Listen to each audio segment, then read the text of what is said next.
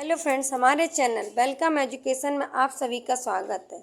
नमस्कार दोस्तों, आज हम आपके लिए इंद्र के सवारी ऐरावत हाथी की कहानी लेकर आए। आइए उसके बारे में जानते हैं। एक बार अचानक देवराज इंद्र के हाथी ऐरावत को न जाने क्या जुनून सवार हुआ। उसने खाना पीना बंद कर दिया। क्रोध के मारे जैसे वह पागल हुआ जा रहा था। महावत ने उसे पुचकारा तो ऐरावत सूंड उठाकर चिंगाड़ा।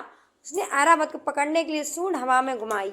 महावत पहले ही ऐरावत के मिजाज को भांप गया था, इसलिए वह तेजी से पीछे हट गया और भागा देवराज के इंद्र पास आया। इंद्र उस समय कहीं जाने की तैयारी कर रहे थे। उन्होंने पहले ही संदेश भेज दिया था कि ऐरावत को खिला पिला कर लाया जाए। महावत को घबराया देख इंद्र बोले, क्यों, क्या बात है? महावत ने विनम्रता से कहा, प्रभु, ऐरावत अचानक मदोन्मत्त हो गया है। बहुत प्रयत्न करने पर भी बस में नहीं आ रहा। इंद्र बोले, ऐसा क्या कारण हो सकता है? आज तक तो ऐसा हुआ ही नहीं। वैसे भी ऐरावत समुद्र मंथन से प्राप्त रत्नों में से एक है। उसकी उत्पत्ति ही हमारे लिए हुई है। उसके आहार पानी में तो कोई कमी नहीं रह गई। महावत बोला, देवराज, नित्य नियमानुसार आज भी समय पर उसे आहार पानी दिया गया, मगर उसने छुआ तक नहीं। आप स्वयं चलकर देख लें। ठीक है, मैं स्वयं ही चलता हूँ। यह कहकर इंद्र उठे और ऐरावत को देखने चल पड़े। वहां जाकर उन्होंने देखा ऐरावत उन्मत्त होकर झूम रहा है। निकट जाकर इंद्र ने स्वयं हाथी को पुचकारा, मगर आश्चर्य, इंद्र को देखकर ऐरावत और क्रोध में भर उठा। वह बेकाबू होता जा रहा था। यह देखकर एक देव ने इंद्र से कहा, महाराज, आप स्वयं उसके ऊपर सवारी करें, शायद यह अंकुश से बस में आ जाए, हो सकता है। कहते हुए इंद्र हाथी पर सवार होने को आगे बढ़े, मगर यह क्या? ऐरावत ने सिर हिलाकर इनकार कर दिया।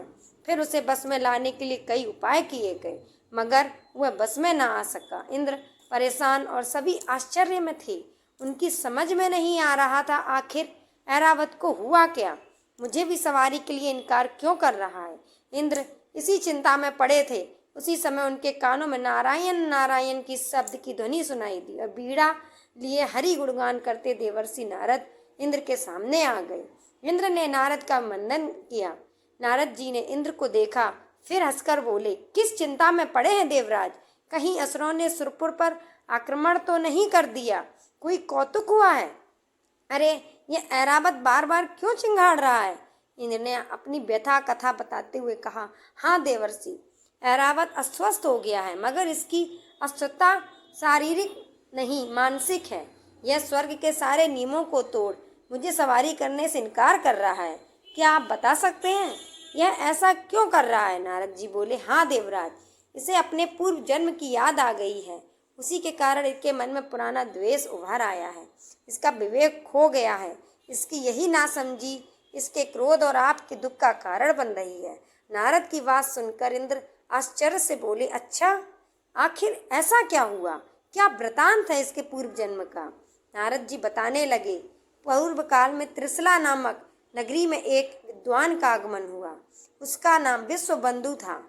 पंडित बंधु धर्मशास्त्र, वेद पुराण आदि के प्रकांड विद्वान थे।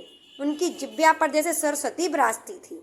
उनकी बीड़ा में इतनी मिठास और ओज था कि उनके प्रवचन सुनकर श्रोता मंत्र मुग्ध हो उठते थे। नगरवासी बड़ी संख्या में उनका प्रवचन सुनने आते थे। स्वयं राजा भी नित्य आकर पंडित जी की कथा सुनते थे। उसी नगर में वीरसेन नाम के एक सद्गृहस्थ थे। वह बहुत ही धर्म प्रिय थे। ज्यादातर समय पूजा पाठ में बिताते थे। वीरसेन भी चाहते थे कि किसी दिन जाकर पंडित जी की कथा सुने, मगर जब तब से समय ही नहीं बच पाता था। एक दिन पंडित जी के एक चेले ने उनसे कहा, गुरु जी, पूरे नगर में आपकी कथा की चर्चा है। आप सभी नगरवासी आपके ज्ञान की भूरी भूरी प्रशंसा कर रहे हैं। आप धन्य हैं। पंडित जी अपनी प्रशंसा सुन फूल कर कुप्पा हो गए। उनके मन में अहंकार कुलाचे भरने लगा। वे गर्व से बोले, क्यों नहीं, मेरे जैसे शास्त्रज्ञ विद्वान की कथा तो अपूर्व होगी। फिर मेरी कथा शैली की सरलता तो सभी को आकर्षित करेगी ही। यह सुनकर चेला बोला, क्षमा करें गुरुजी, जब तक आपकी कथा सुनने वीरसेन नहीं आते, आपकी कथा अधूरी ही मानी जाएगी। अपनी कहानी समाप्त करते हुए नारद जी बोले, देवराज, विश्वबंधु पंडित को उनकी करनी का फल भुगतना पड़ा। विद्या ज्ञान भगवान की कथा का ज्ञाता होने के फलस्वरूप उन्हें मोक्ष का अधिकार होना चाहिए था, किंतु द्वेष और अम्मान ने उनके सारे किए पर पानी फेर दिया। वहीं पंडित जी ऐरावत हाथी के रूप में आज स्वर्ग का क्षणिक सुख भोग रहे हैं। सद्गुणों के कारण वीरसेन आज स्वर्ग के राजा इंद्र बने हैं। विश्वबिंदु ने वीरसेन के ऊपर सवारी की थी, उसका फल भोगने के लिए यह हाथी बनकर आज पूर्व जन्म के वीरसेन इंद्र की सवारी के काम कर रहा है। पूर्व जन्म की बात याद आने पर इसका घमंड फिर जाग उठा है, इसलिए प्रतिकार कर रहा है। आप कहें तो मैं इससे कुछ कहूँ। इंद्र की स्वीकृति मिलने पर नारद ने ऐरावत की ओर देखा। नारद जी ने आगे बढ़कर ऐरावत के कान के पास जाकर कहा, पिछले जन्म में जो किया क्या उसे भूल गए? फिर अपने कर्तव्य से मुंह मोड़कर अपने अगले जन्म को बिगाड़ने पर क्यों तुला है? यह सुनना था कि ऐरावत का सारा नशा काफूर हो गया। उसने उछल कूद बंद कर दी, फिर झुकाकर इंद्र की सवारी के लिए तैयार हो गया। इंद्र ने मुस्कुराकर नारद जी की ओर इशारा किया देखा। नारद जी बिना कुछ कहे नारायण हरि कहते अपने रास्ते पर आगे बढ़ गए। राधे राधे दोस्तों, ये मेरी छोटी सी कहानी आपको कैसी लगी कमेंट में ज़रूर बताएं और हमारे चैनल को सब्सक्राइब कर लें, लाइक करें। धन्यवाद।